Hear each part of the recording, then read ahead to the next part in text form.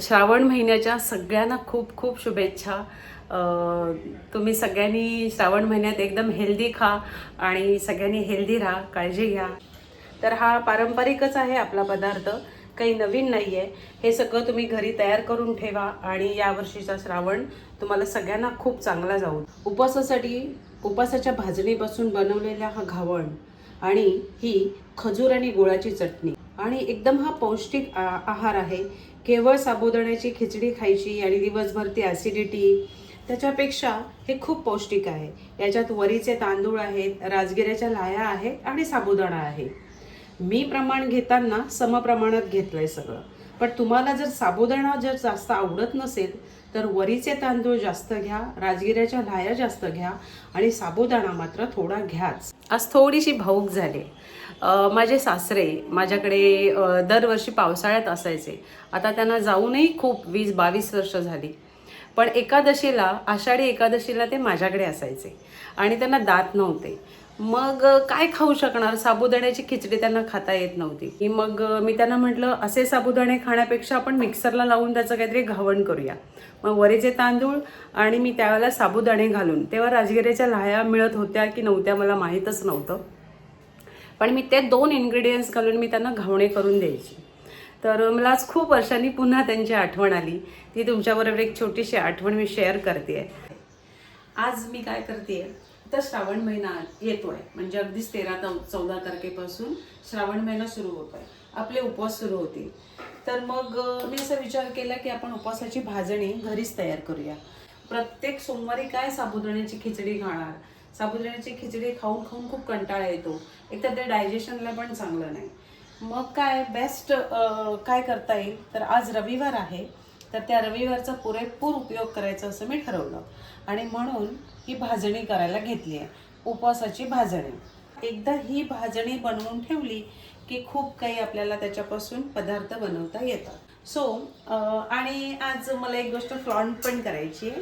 तर सगळ्यात महत्त्वाचं म्हणजे आज मला हे नवीन कढईचं उद्घाटन पण करायचं आहे। तर म्हटलं आपण या उपवासाच्या भाजणीनीच करायचं आहे। मला सोहमने घेऊन दिली आहे, त्याच्यावरच एक खूप छानसं झाकण पण आहे। So how it looks Janhavi, मस्त।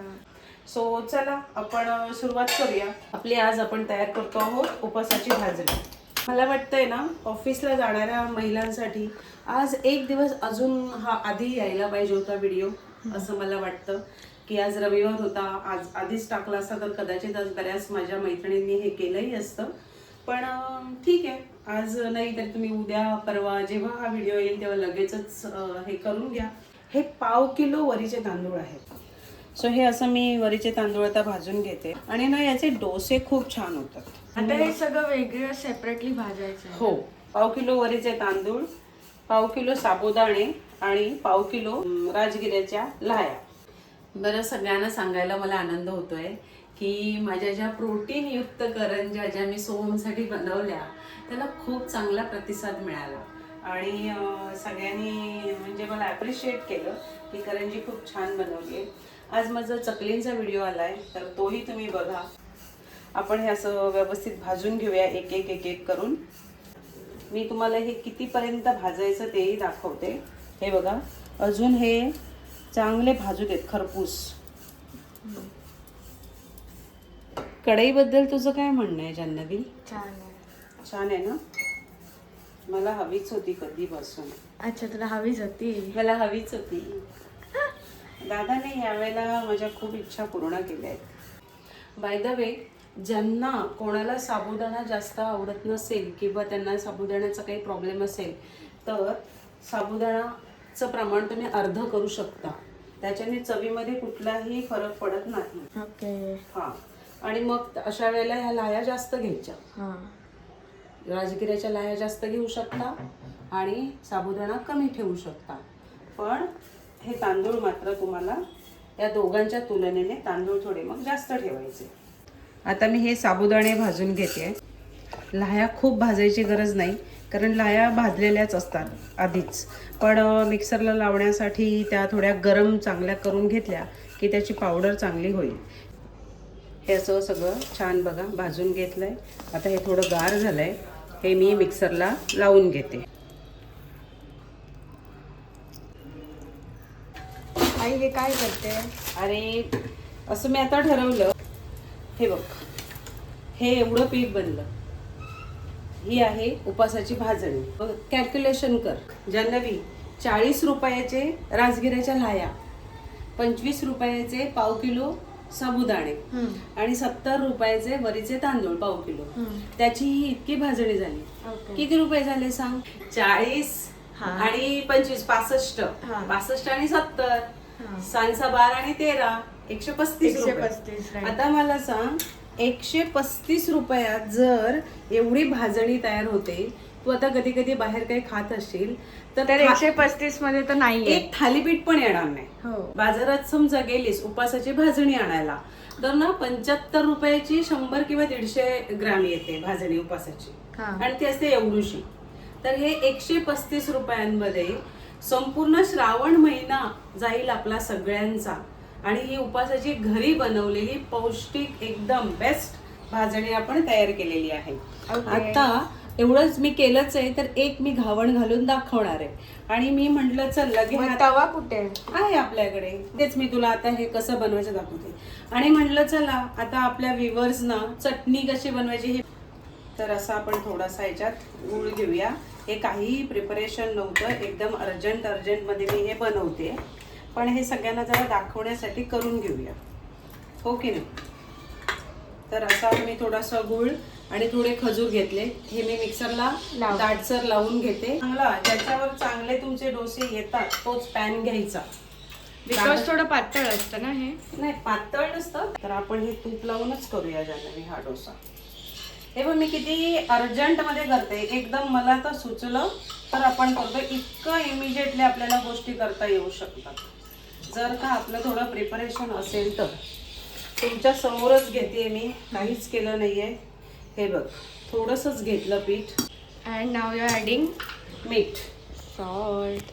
म्हणजे एवढं पटकन होतं. इतक्या पटकन होतात हे डोसे. फक्त कसं आहे, जरा वेळ काढून ना सुट्टीच्या दिवशी थोडी तयारी करून ठेवायची. पण आता हे घट्ट झालंय, पाणी टाक. हे जातोय थोडा छोटासा.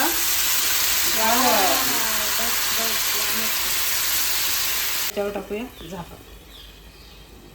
मीनवाईल हे जरासं मी थोडंसं पाणी टाकून चटणी बनव. झाकण काढल्यानंतर पण त्याची अशी वाफ जाऊ द्यायची आणि त्याला शिजू द्यायचं जरा. आणि मग अलगद हाताने त्याला असा आहे की नाही, हा असा घावण करायचा. मी हे सगळ्या प्रकारचे घावण करून खाते. नाचणी असू दे, मी पण खाते. आपणच म्हणजे आपण खातो.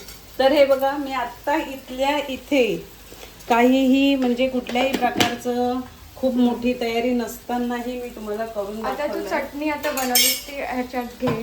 वाव. तर आता हा आपण असा हा घावण काढून घेतोय. उपासाच्या भाजणीपासून हा घावण आपण तयार केलेला आहे. तर मला वाटतं जान्हवी गुड जॉब. तर मी असं सजेस्ट करेन की तू मला ह्याचा रिव्ह्यू द्यावास. जनरली तू खातेसच हे सगळं माझ्या हातचं, पण आज व्ह्युअर्सना, माझ्या सबस्क्रायबर्सना किंवा माझ्या सगळ्या बघणाऱ्या माझ्या बहिणी ज्या आहेत, ज्या आता उपवास करतील श्रावणातला, गरम असेल खूप, नाही थोडा छोटा घेतलाय, तर त्या सगळ्यांनी असं हेल्दी खावं बाहेरून काहीतरी विकत आणून खाण्यापेक्षा. तर ते मी असं विनंती करेन. हा एक घास आपण घेतलाय. हां असं ही चटणी पण आहे. आणि मला सांगायचं आहे की तुला हे कसं वाटलंय. कर मस्त. खरं सांगायचं, चटणी कशी लागली? चटणी मी फर्स्ट टाइम खाल्लेली. हो ना. पण डोसा मी खाल्लाय आधी आणि खूप मस्त झाले. आणि त्यावेळेला आपण शेंगदाण्याची चटणी खातो त्यामुळे. पण मला तिखट चटणी आवडते म्हणून. हा पण हे मी गोड का केले माहितीये का, थोडं उपासाच्या काळात ना थोडं गोड पण पदार्थ पोटात गेलेले चांगले असतात. यम्मी. माझी जान्हवी खातीये. तर माझ्या उपवास करणाऱ्या सगळ्या प्रेक्षकांसाठी श्रावण महिन्याच्या हार्दिक हार्दिक शुभेच्छा. आणि तुमचा श्रावण महिना यावर्षी एकदम उत्तम आहाराने जाईल याची मी काळजी घेतलेली आहे. आणि तुम्ही हा डोसा करून खायचा आहे. भाजणी बनवा घरी, थालीपीठं बनवा आणि 135 रुपयात पूर्ण श्रावण महिना तुमचा आनंदाने जाऊ शकतो. तर हा होता माझा आजचा ब्लॉग. भेटूया उद्याच्या ब्लॉगमध्ये. तोपर्यंत do like, share, comment and subscribe to my YouTube channel just Neha's daily blog. Thank you.